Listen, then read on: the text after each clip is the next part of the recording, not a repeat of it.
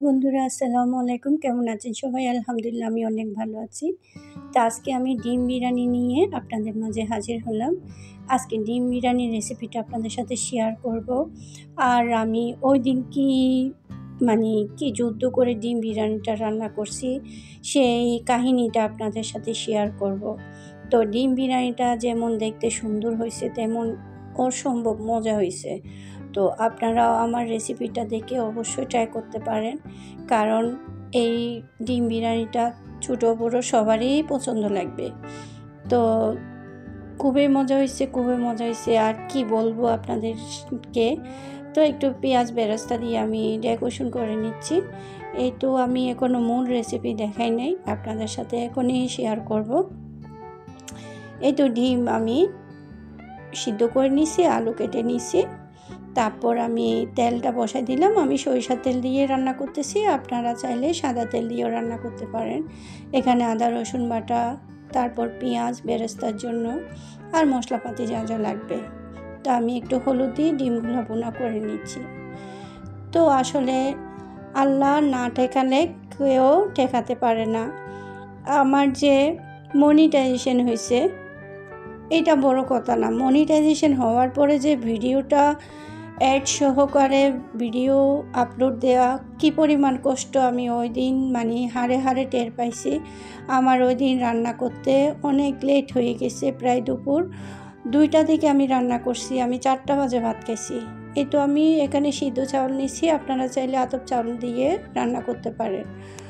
তো এখন আমার কেমনে কি করব না করব একটা না একটা ভুল হয়ে যাচ্ছে।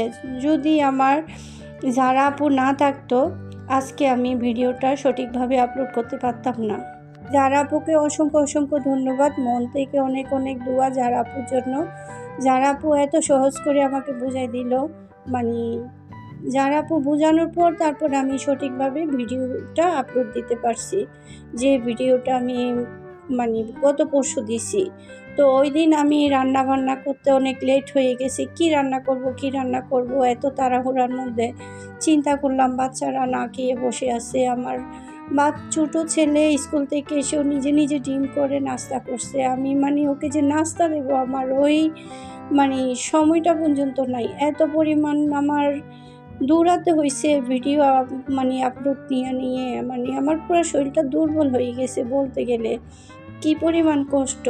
তো যাদের মনিটাইজেশন হয় নাই তাদের অবশ্যই রাখার দরকার, কারণ ভিডিও আপলোড দেওয়াটাই অনেক কষ্টের।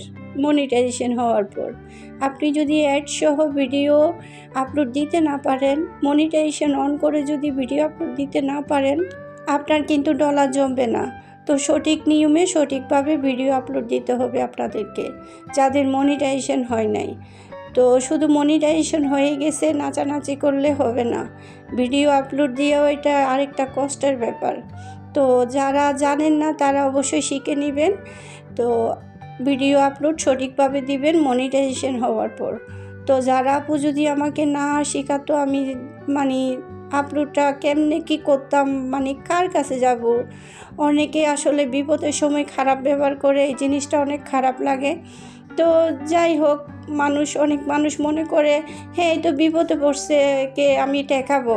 আসলে আল্লাহ না ঠেকালে কেউ ঠেকাতে পারে না। তো আল্লাহ আমাকে যারা আপুকে মিলাই দিছে, যারা আপু আমাকে সঠিকভাবে সঠিক নিয়মে বুঝাই দিছে। তো মন থেকে অনেক অনেক দোয়া করি যারা আপুকে। যারা আপু আসলে অনেক ভালো একজন মানুষ।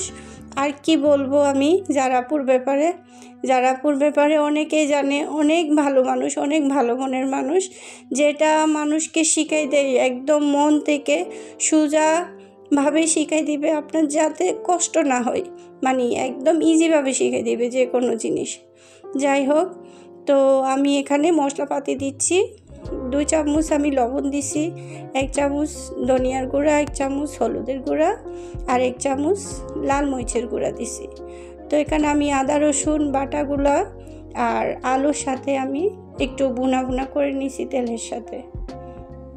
আর গরম মশলাটাও আমি আলুর সাথে একটু ভুনা করে নিছি, যাতে ফ্লেভারটা ভালো মতো বের হয়। এটা হচ্ছে জিরার গুঁড়া। তো যাই হোক, অনেক কথা বললাম, কেউ কিছু মনে করবেন না। আসলে দুঃখ লাগলে মনের মধ্যে এগুলো শেয়ার করতে পারলে ওর মনটা হালকা হয়ে যায়। তো আমার এই তো মশলাপাতি কষানো শেষ, এখন আমি চাউলটা দিয়ে দেব। তো আলুটাও প্রায় সিদ্ধ হয়ে আসছে। আবার আমার বাসার মধ্যে আলু একদম পুরোপুরি সিদ্ধ না হলে কেউ খেতে চায় না, তাই আমি মাংস রান্নার সময় আলু একটু ভুনা করে আগে সিদ্ধ করে নিই। একদম পুরোপুরি একদম গলে যেতে হবে, এভাবেই সিদ্ধ করতে হবে আলুগুলা।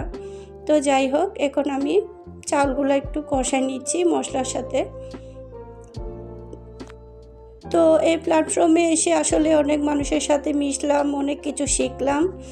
যাই হোক, ভালো মানুষের সাথে খারাপ মানুষের সাথে সবার সাথে মিশা গেছে। তো যার যেরকম মন মানসিক সেভাবে ব্যবহার করবে, এটাই হচ্ছে কথা। আর আমার কথা হচ্ছে, একটা মানুষ বিপদে পড়লে মানুষকে সহযোগিতা করা, সুন্দর মতো ব্যবহার করা ওই মানুষের দায়িত্ব। তখন যদি খারাপ ব্যবহার করে, কোনো একটা উগ্রভাবে ব্যবহার করে, তখন না মনে অনেক কষ্ট আসে, আর ওই কষ্টটা কিন্তু আল্লাহই কবুল করে নেয়। তো আমার খুবই কষ্টের দিন গেছে গত পরশু দিন। যাই হোক, এখন আস্তে আস্তে শিখতেছি। আর প্রপারলি কতটুকু শিখতে পারছি এটা আপনারা কমেন্টে জানাবেন আমার ভিডিও দেখে। এই তো আমি ডিমগুলা দিয়ে দিছি এখন, আর কাঁচামরিচ দিছি সাথে। এখন ভাতটা আস্তে আস্তে হয়ে যাবে। তো ডিম বিরিয়ানি একদম সহজ। এখানে কেওড়ার জল দিচ্ছি বিরিয়ানি ফ্লেভারটা আসার জন্য। তো বাসায় যে সামান্য মশলাপাতি ছিল ওইগুলা দিয়ে আমি বিরিয়ানিটা করে ফেলছি, কারণ বাচ্চারা একটু খুশি হবে। কারণ আমি তো রান্নাটাই লেটে করতেছি, তো লেটে যখন করতেছি মজা করে খাইতে হবে। এই জন্য বাচ্চাদের খুশির জন্য তাড়াহুড়া করে বিরিয়ানিটা করে ফেললাম। তো আপনারাও ট্রাই করতে পারেন, যারা যারা এই বিরিয়ানি রেসিপি জানেন না আমার মতো করে, আপনারাও ট্রাই করতে পারেন। যাই হোক, আজকের মতো এতটুকুই। সবাই ভালো থাকবেন, সুস্থ থাকবেন। একটা সুন্দর মতো লাইক আর কমেন্ট করে দিবেন আমার ভিডিওতে। ওকে, আল্লাহ হাফেজ, আসসালামু আলাইকুম।